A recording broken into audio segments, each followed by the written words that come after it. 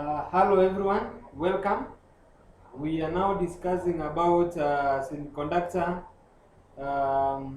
semiconductors based on energy band theory. We're discussing about energy band theory, and we need to understand um, what energy band theory is. We have defined when you're talking about energy band theory, you need to mention something about the valence band. You need to talk about the conduction band, valence band, and the energy gap. Of course, those are the three key things that you need to know. And for semiconductors, the gap between the valence band and the conduction band is narrow. Is very narrow, meaning an electron given an opportunity can jump from the valence band to the conduction band. When you increase the energy, when you increase the heat energy, when temperatures are increased, an electron can be able to gain energy from the valence band and travel, or rather jump into the conduction band.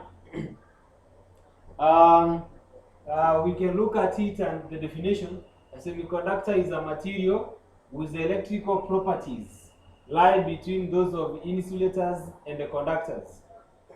Meaning they are neither conductors nor are they insulators. They are in between. Their properties are in between the insulators and the conductors. We have given examples of these semiconductors. It is germanium and silicon. Very important thing to note is semiconductors are group 4 elements, meaning they have 4 electrons. There are 4 electrons in the outermost energy level. We are calling them semiconductors because they can either lose or they can gain for them to become stable. Whichever direction they take, the energy is the same, be it is losing or gaining.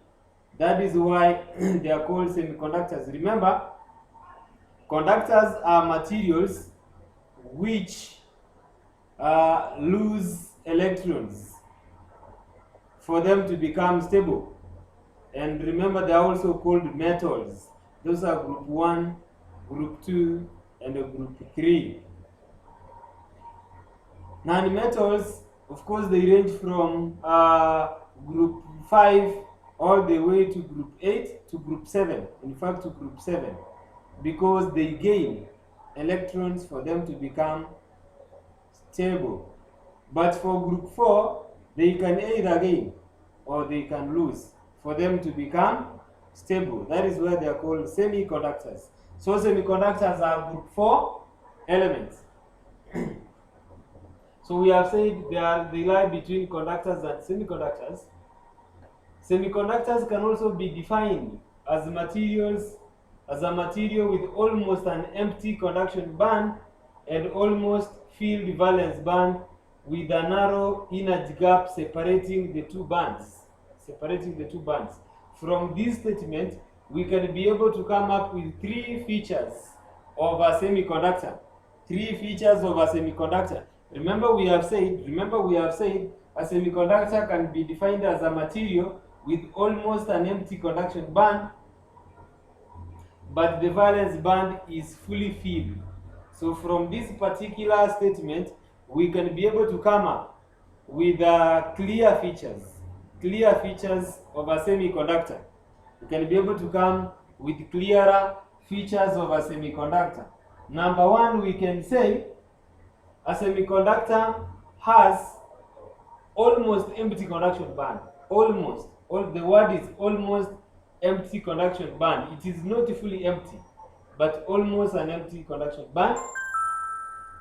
We can also say it has a fully filled valence band. The valence band is fully filled. Number 3, we will talk about a narrow energy gap separating the two bands, the valence band and the conduction band. Those are the 3 key features of a semiconductor material. We move on to the next statement and say, at 0 degrees Kelvin, there are no electrons in the conduction band. and the valence band is completely filled, hence semiconductors behave like insulators. So at 0 degrees, a semiconductor behaves like an insulator. Reason being, there is no electrons in the conduction band. There is no electrons in the conduction band simply because electrons have to be activated for them to jump. Electrons need some temperatures for them to jump. Because temperatures are at 0 degrees, there is no ability. Electrons have no ability to jump to the conduction band. To the conduction band. We move on. An increase in temperature breaks the covalent bond holding an electron in the valence band. Remember, electrons in the valence band are held together by bonds which are called covalent bonds. Covalent bonds are holding electrons in the valence bond. For you to have these electrons moving, or rather for them to be free in the valence band, you have to break them. The only way to break them is by increasing the temperature, increasing the surrounding temperature. So once the temperatures have been increased, electrons will now be able to be released. Electrons will now be released from the covalent bond. The temperatures will break the bonds, and now electrons will be free. Once electrons are free, they will gain the same energy from the temperatures you have increased to jump to the conduction band. Remember, once an electron has been released or has been freed from the bonds, they can now be able to jump to the conduction band. Once an electron has gained energy to jump to the conduction band, they will leave behind a hole. They will leave behind a hole. Remember, a hole is what they will leave behind a hole. This hole, we can call it an empty space. Empty space.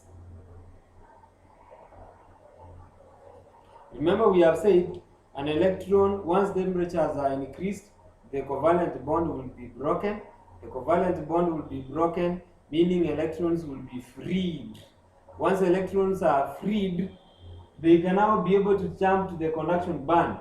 Once they jump, they leave behind an empty space where they were occupying. A hole will be left, an empty space will be left. That empty space is what we are calling a hole. This hole which has been left behind is regarded as a positively charged. The hole which is left behind is regarded as positively charged. The electron which has moved to the conduction band is regarded as negatively charged.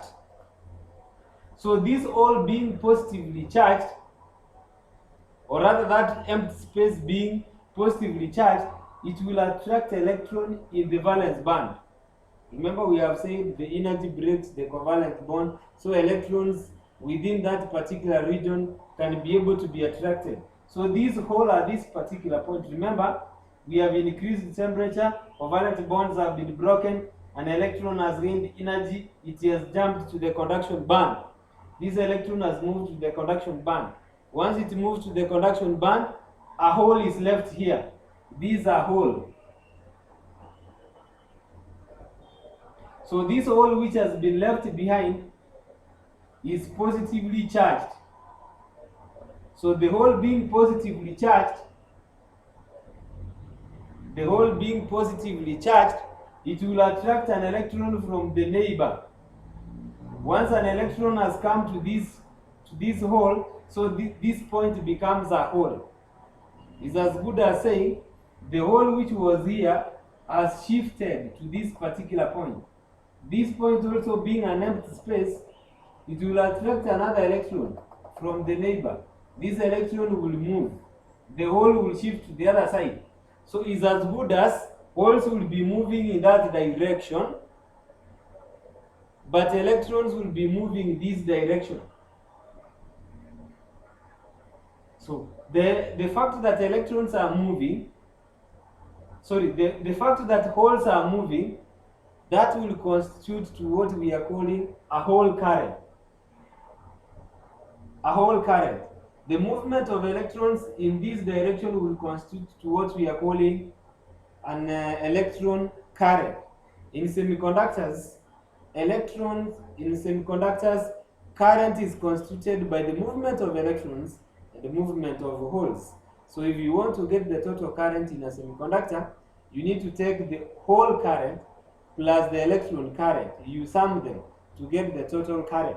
That is why, in simple terms, we are saying an increase in temperature breaks the covalent bond holding an electron in the valence band.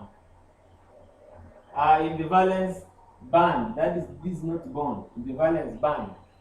This electron gains energy and jumps into the conduction band, leaving a hole. Absence of an electron. Remember, here we are just supposed to have absence of an electron in the valence band. This hole is regarded as positively charged, whereas electrons are negatively charged. These are continuation charged, where electrons are negatively charged.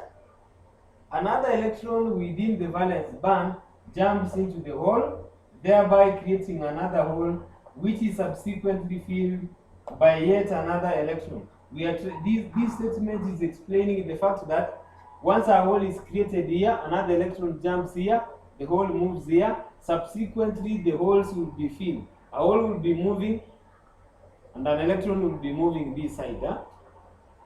So the process continues. And we move to the next statement, which says a hole is therefore seen to be moving in the valence band. A hole is therefore seen to be moving in the valence band, generating a hole current. This is very important for you to know. The hole current is generated. The total current flow in semiconductors is therefore due to flow of electron and holes. Then there is a statement here: the flow of electrons in the conduction band constitutes to electron current. Then, of course, if you sum up the two, you will get the total current. So it's a very critical area that is highly examinable in the exam, and you need to know that you can be able to define semiconductors based on energy band theory using the knowledge